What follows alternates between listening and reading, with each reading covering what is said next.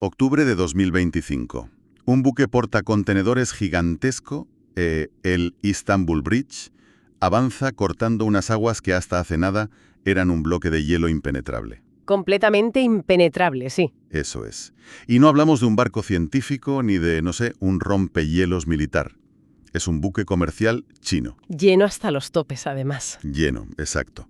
Lleva en sus entrañas miles y miles de toneladas de mercancías. Ropa de moda rápida, componentes electrónicos. Básicamente paquetes que la gente aquí en Europa está esperando recibir en cuestión de días. Y lo consiguen porque, bueno, han encontrado un atajo, digamos, a través de la cima del mundo. Así que bienvenidos a este nuevo análisis a fondo. Un placer estar aquí para desgranar todo esto. Hoy nos situamos en abril de 2026 y nuestra misión es explorar cómo, pues, el derretimiento de un océano entero está desencadenando una de las mayores transformaciones geopolíticas de nuestro siglo. Es que la imagen del barco que has pintado, para empezar, es tremenda. Ilustra perfectamente lo que está pasando. A ver, el hielo desaparece y de repente la geografía mundial se acorta. Se encoge, claro. Eso es. Y basándonos en el informe analítico que tenemos hoy entre manos, vamos a adentrarnos en cómo esta nueva realidad ha forzado, o más bien empujado, la creación de una alianza europea y canadiense por el Ártico. Que es algo súper reciente y muy potente, ¿no? Totalmente. Un pacto de defensa y cooperación que se ha estado tejiendo casi en las sombras, muy al margen de las dos superpotencias tradicionales, para intentar poner orden en lo que muchos ya llaman el nuevo Mediterráneo. O sea que el Ártico ya no es ese desierto prístino de los documentales de la 2, digamos. Se está convirtiendo en la autopista comercial del futuro y en el epicentro absoluto de la próxima gran disputa por los recursos globales. ¿Y tanto que sí? Vale, vamos a desgranar esto un poco. Porque, a ver, pasar mentalmente de ver osos polares sobre placas de hielo a ver cargueros de AliExpress flanqueados por fragatas militares, pues requiere un poco de contexto. Requiere entender la transformación física a nivel casi mecánico, fíjate.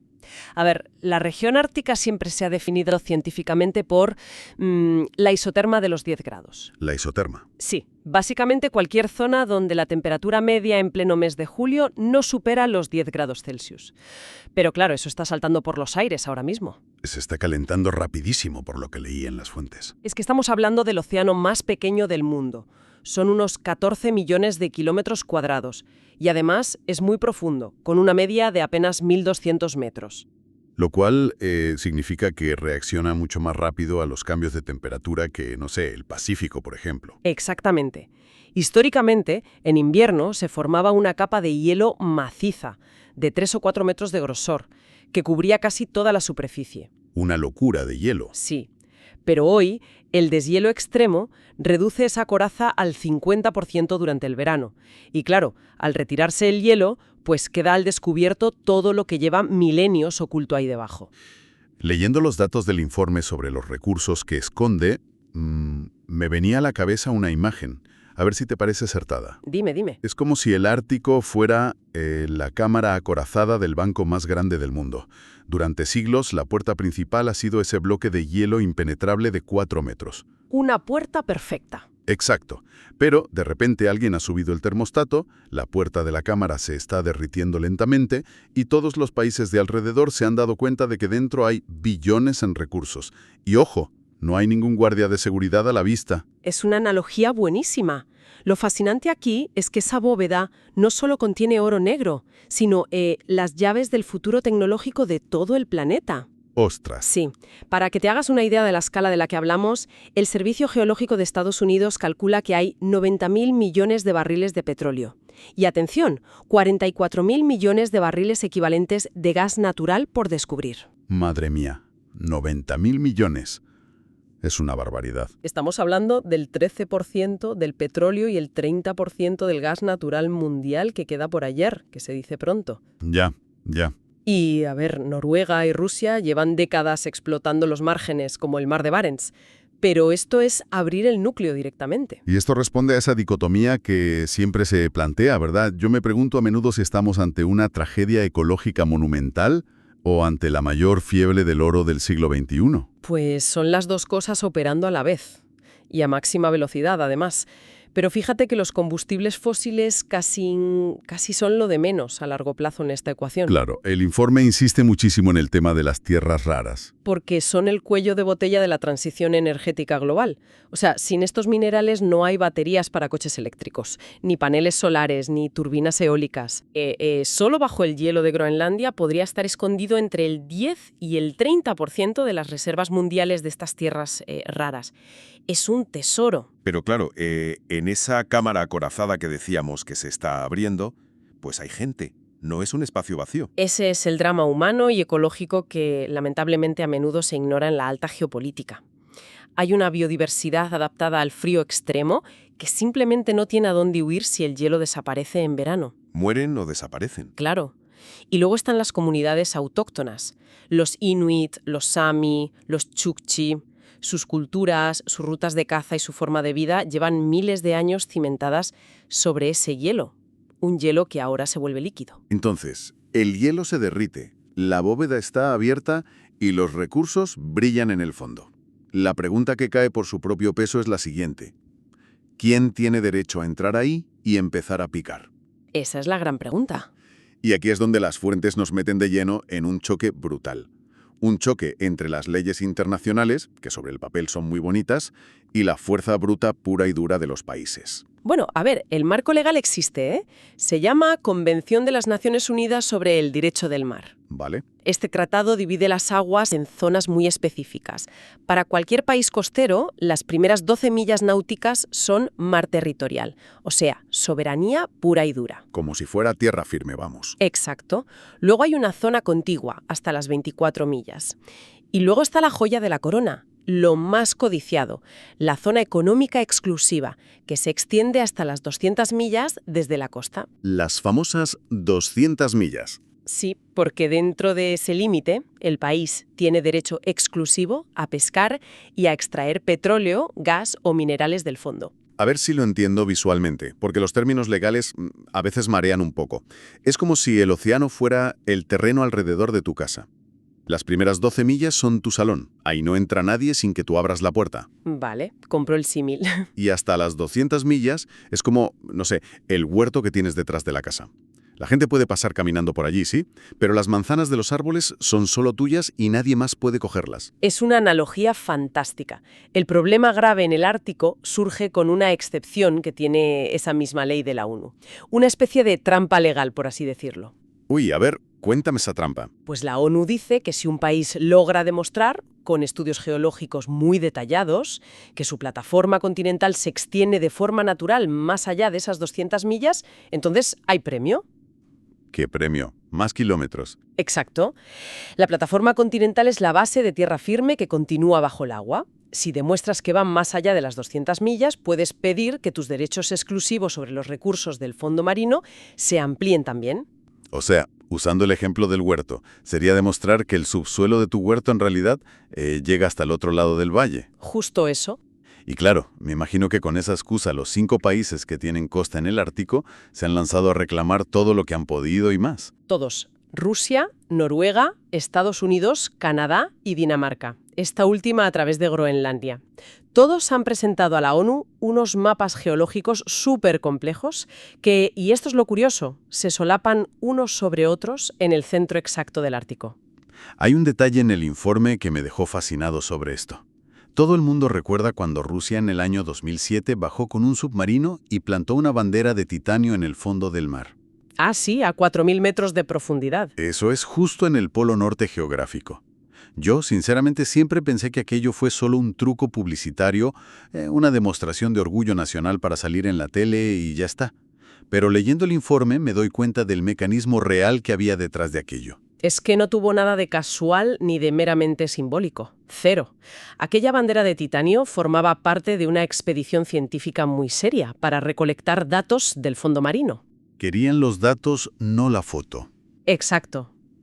Rusia estaba intentando demostrar ante la ONU que una enorme cordillera submarina, que se llama la dorsal de Lomonosov, es en realidad una extensión geológica natural de Siberia. Ostras. Y si la ONU acepta eso, Rusia podría tener derechos exclusivos sobre 1,2 millones de kilómetros cuadrados extra del océano Ártico. ¿Es de locos? 1,2 millones. Y además Canadá y Dinamarca están peleando exactamente por la misma cordillera submarina, diciendo que no, que la dorsal es una extensión geológica de sus territorios. Es una batalla de geólogos. Una batalla de geólogos que en el fondo encubre una batalla militar clarísima. Porque, a ver, mientras hacen estos mapas tan detallados, Estados Unidos se dedica a mandar barcos de guerra a la zona.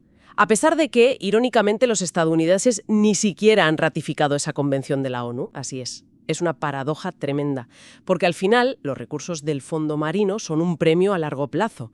Lo que de verdad importa ahora mismo, lo que urge a nivel comercial, es la superficie. Las rutas comerciales, claro. Concretamente, la ruta marítima del norte, que bordea toda la gigantesca costa rusa. Y aquí es donde se pone realmente interesante la cosa. Porque cuando hablamos de rutas comerciales, aparece el actor que nadie se esperaba en el hielo: China. El gran invitado sorpresa, sí. Estamos hablando de un país que no tiene, ni un centímetro de costa ártica, que está a miles y miles de kilómetros. Y el informe señala que se autoproclaman oficialmente como una potencia ártica cercana. Ese concepto es clave. Potencia ártica cercana. Cuando leí el caso del buque comercial chino del que hablábamos al principio del programa, el Istanbul Bridge, cruzando hacia Europa en octubre de 2025, de repente, todas las piezas se encajaron en mi cabeza. Claro, es pura lógica logística. La geografía impone que para ir de Shanghái a Rotterdam normalmente tienes que cruzar el estrecho de Malaca, el Océano Índico, luego subir por el Mar Rojo y pasar el Canal de Suez. Un viaje eterno. Largo, costoso y lleno de cuellos de botella geopolíticos que te pueden paralizar la carga. Pero si vas por el Ártico, a través de la costa rusa, reduces el tiempo de navegación entre un 30 y un 50%. Es una brutalidad en términos de ahorro, fíjate. Ahorro de combustible, de salarios de la tripulación. Y yo me imagino a los gigantes del comercio electrónico frotándose las manos ahora mismo.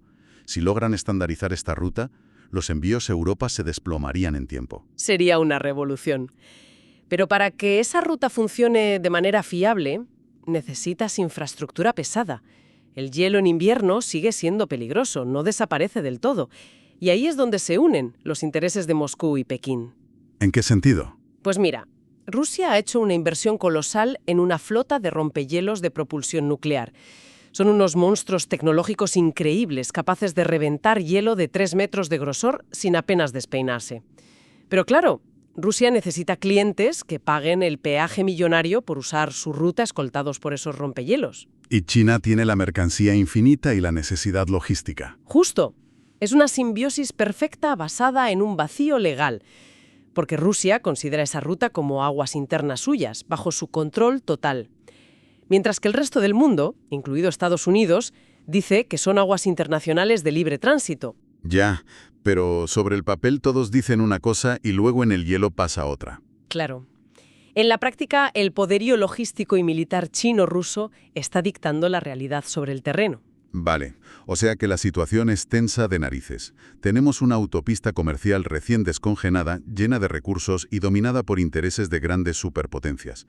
Y antes de adentrarnos en cómo ha reaccionado el resto de países a toda esta presión, hay que hacer un inciso fundamental. Sí, muy importante esto. Al repasar lo que dicen los analistas en nuestras fuentes sobre las maniobras de Rusia y las posturas políticas recientes de Estados Unidos, debemos ceñirnos estrictamente a lo que exponen los informes. Este programa, y lo quiero dejar clarísimo para quienes nos escuchan, no toma ningún tipo de partido político. Absolutamente ninguno. Ni respalda visiones izquierdas o de derechas. Simplemente estamos analizando de forma objetiva cómo perciben las fuentes las tensiones geopolíticas de esta región y cómo reaccionan los distintos gobiernos. Nada más. Y esa objetividad es crucial, para entender el pánico real que se ha apoderado de los países medianos que habitan el Ártico. Porque se han asustado mucho, ¿no? Imagínate, de pronto se han dado cuenta de que ser naciones pacíficas, con altísimos niveles de vida y una diplomacia súper refinada, pues no sirve de absolutamente nada si dos superpotencias deciden jugar fuerte en tu propio patio trasero. Y eso nos sitúa en una fecha clave que marca un antes y un después en todo esto. El 15 de marzo de 2026. Una cumbre histórica. Exacto. Se organiza una cumbre que reconfigura todo el mapa de alianzas. El famoso grupo N5, formado por Noruega, Dinamarca, Suecia, Finlandia e Islandia, pues decide que ya no pueden estar solos. Y hacen algo inédito. Invitan a Canadá. Ese es el gran movimiento del tablero. Sí, porque por primera vez vemos al primer ministro canadiense, Mark Carney, sentado a la mesa junto a líderes escandinavos, como el noruego Jonas Gahr Støre, para trazar un plan de defensa común. Yo me pregunto, ¿qué ha tenido que pasar para que Canadá cruce el Atlántico de esta forma tan drástica? Pues han pasado dos cosas fundamentales. O mejor dicho, han visto de cerca a los dos grandes elefantes en la habitación. Empecemos por Rusia. Hay que recordar, que Rusia controla más de la mitad de toda la costa ártica y tiene allí casi la mitad de sus instalaciones militares de gran envergadura. Es el gigante del norte. ¿Sí? Y cuando invadieron Ucrania en 2022, el impacto en el Ártico fue inmediato y paralizante. El informe menciona que el Consejo Ártico saltó por los aires, literalmente. Totalmente. Y era gravísimo porque el Consejo Ártico era el gran foro de cooperación desde 1996. Allí todos se sentaban a hablar de medio ambiente, de rutas, de rescates marítimos. Pero al congelarse las relaciones con Moscú, el foro dejó de funcionar. Se bloqueó. Se bloqueó. Pero lo más profundo fue el shock en la psique de la región. Provocó que Finlandia y Suecia, países que llevaban décadas o incluso siglos, en el caso sueco, abrazando la neutralidad militar estricta, pues corrieran a refugiarse en la OTAN entre 2023 y 2024. Claro, el miedo a ser los siguientes en la lista de agresiones rusas en el flanco norte se hizo insoportable, me imagino. Exactamente. Pero la pinza tiene dos brazos, porque por el otro lado las fuentes dedican muchísimo espacio a analizar la política exterior estadounidense, en particular bajo la administración Trump. Y los términos que usan los analistas en los informes son bastante duros, ¿eh? Hablan directamente de retórica imperialista. Sí, no se andan con rodeos en los textos. Mencionan sugerencias explícitas desde Washington de intentar comprar Groenlandia por su enorme valor estratégico. O fíjate, tratar a un aliado histórico como Canadá casi con el desdén de quien le habla a un posible estado número 51. Y aquí, leyendo las fuentes, hay un detalle que me hizo frenar en seco. Ya sé a qué te refieres, lo de Dinamarca. ¿Sí? Espera un momento. ¿Me estás diciendo, según el informe, que Dinamarca trazó planes para destruir sus propias pistas de aterrizaje en Groenlandia? Así de cruda es la información que manejan los analistas. Tienes que ponerte en la piel de Copenhague en ese momento. Ellos son los responsables legales y militares de la defensa de Groenlandia. Vale. De pronto, escuchan desde Washington un interés geoestratégico tan agresivo por el territorio que el temor a una ocupación militar no consentida se volvió un escenario de contingencia real. Madre mía. Preparar la voladura controlada de tus propias infraestructuras clave es, vamos, la definición de manual de una nación pequeña asustada por los movimientos imprevisibles de un gigante aliado. Es que es la desesperación pura de quien está atrapado en un sándwich, entre una Rusia expansionista por un lado y un Estados Unidos al que perciben como errático y amenazante por el otro. Yo me pregunto, ¿cómo sales de esa trampa si eres un país mediano? Pues si conectamos esto con el panorama general, la solución por la que han optado es lo que en diplomacia llaman una vía doble, o doble vía. A ver, explícame esa doble vía. Por un lado, no rompen la baraja atlántica tradicional. Canadá y los países nórdicos siguen siendo aliados fieles de la OTAN. De hecho, apoyan sin fisuras la creación en febrero de 2026 del Mando Único Militar Arctic Sentry. Ah, sí, el Arctic Sentry, que agrupa bajo el paraguas de la OTAN todas las operaciones aéreas y navales en la región polar, ¿verdad? Eso es. Cumplen su expediente con la alianza principal y mantienen el tipo. Vale, pero me imagino que saben que con eso no es suficiente. Claro que lo saben. El nivel de imprevisibilidad de Washington, según describen las fuentes del informe, les ha convencido de que depender exclusivamente de la OTAN es un riesgo inasumible hoy en día. Es como si te dieras cuenta de que la compañía que te asegura la casa cambia de dueño cada 4 años y a veces amenaza con no pagarte la póliza si pasa algo. ¿Qué haces en ese caso? Pues contratar un segundo seguro paralelo por tu cuenta y riesgo. Y esa es la segunda vía. Claro. Este nuevo bloque nórdico canadiense es exactamente eso. Una póliza de seguro regional construida entre potencias medias que, digamos, comparten valores democráticos idénticos y un alto nivel de desarrollo. Todo para protegerse las espaldas mutuamente sin tener que pedir permiso a nadie. Ni depender de los cambios de humor de las grandes potencias, claro. Entonces, ¿qué significa todo esto en la práctica?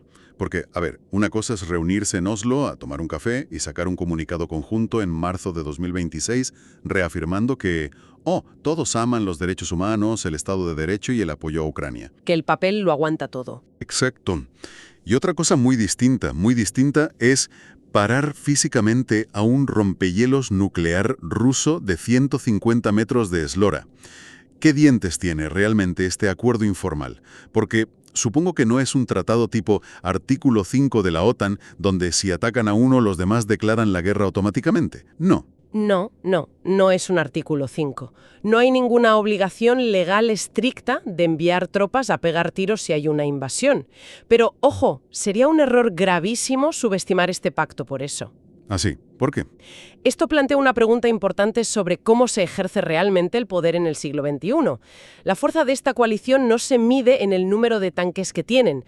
Lo que han firmado es un marco de integración tan denso que casi funciona como un elemento disuasorio por asfixia económica y tecnológica. Asfixia tecnológica. ¿Cómo funciona esa disuasión asimétrica? Porque, no sé, yo pienso en Rusia, con sus submarinos nucleares debajo del hielo, y no veo cómo una alianza tecnológica les va a frenar. Pues fíjate, han acordado coordinar absolutamente todas sus inversiones militares y de inteligencia. Estamos hablando de integrar sistemas de inteligencia artificial predictiva para rastrear cada movimiento bajo el hielo. Ostras, claro, te controlan el mapa entero. Eso es. Quieren fusionar tecnologías espaciales y de satélites. Y, esto es muy clave, unificar por completo sus complejos industriales de defensa. Ah, vale. Si quieres comprar radares o sensores avanzados para el Ártico, ahora tienes que negociar con todo el bloque en bloque, valga la redundancia. Exacto. Y de hecho, el giro de Canadá lo ilustra a la perfección. Históricamente, la defensa canadiense siempre miraba hacia el sur, hacia Washington. La geografía manda, claro. Tienen la frontera más larga del mundo ahí mismo. Claro. Pero en el transcurso de 2025 y principios de 2026, el informe documenta cómo Canadá pivota brutalmente hacia Europa. Es un giro histórico sin precedentes. Sí, leí que empezaron firmando acuerdos bilaterales de seguridad en Oslo durante el verano. Así es. Luego cerraron tratados comerciales con la Unión Europea. Y el punto culminante, el que de verdad cambia las reglas del juego, ocurre en febrero de 2026. Cuando Canadá cruza esa línea roja institucional, ¿verdad? Eso es. Se convierte en el primer país no europeo en unirse al programa SAFE de la Unión Europea. Que, para poner en contexto a quienes nos escuchan, el programa SAFE es básicamente la bolsa común europea para comprar armamento y tecnología militar de forma conjunta. Exactamente. Canadá se está anclando institucionalmente a Europa.